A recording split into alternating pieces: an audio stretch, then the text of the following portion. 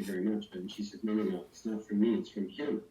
And she looked over, and sitting at a table over in the corner was the German pilot that had been shooting at him all day. And the rest is a story that I don't remember all the details of the communications between them, but it ended with a salute, and they both went their separate ways, and Henry got his plane fired up, and the German obviously got his fired up, because after Henry took off, he suddenly heard gunfire, and the German sprayed some bullets across the top of his airplane and then flew off into the sunset.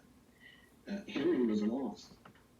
And so the story goes, he was looking at the map, trying to figure out where he was, and he was flying low enough that he actually buffeted the camera into a hill and caught a fence post in the wing, and the fence post was torn out of the ground and flew back to England in the wing, and that wing sits in the museum in Ottawa.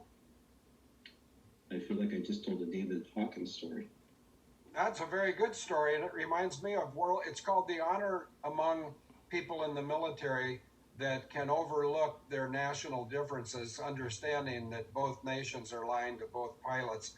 And another example of that is, I believe it was on December 23rd of 1943, a B-17, and the man's name, Charlie Brown, was flying a B-17 that was named Ye Old Pub, and they got hit by a combination of German fighters and anti-aircraft fire, and they had one engine out, they had another engine running rough, they just about lost their tail, and a German ace named Franz Stigler was told by his boss to refill your airplane with gas, we'll reload the ammunition, and then you go shoot down that B-17. Franz Stigler, who was already an ace, and an ace means he's got 5 or more kills flying against fully functional aircraft, he went up, and with one shot or one burst, he could have finished off Ye Old Pub.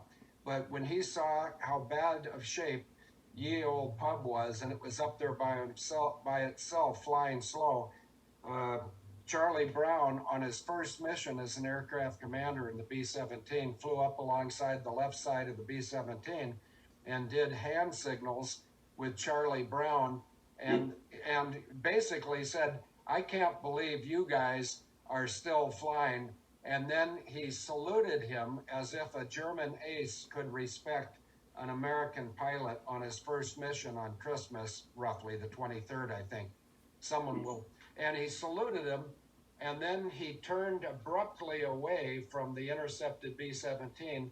And when an interceptor turns abruptly away, it means you're on your own, go in peace, have a nice flight, and all the other la-di-da-da-da. Because if it turned slowly, it would have meant you follow me.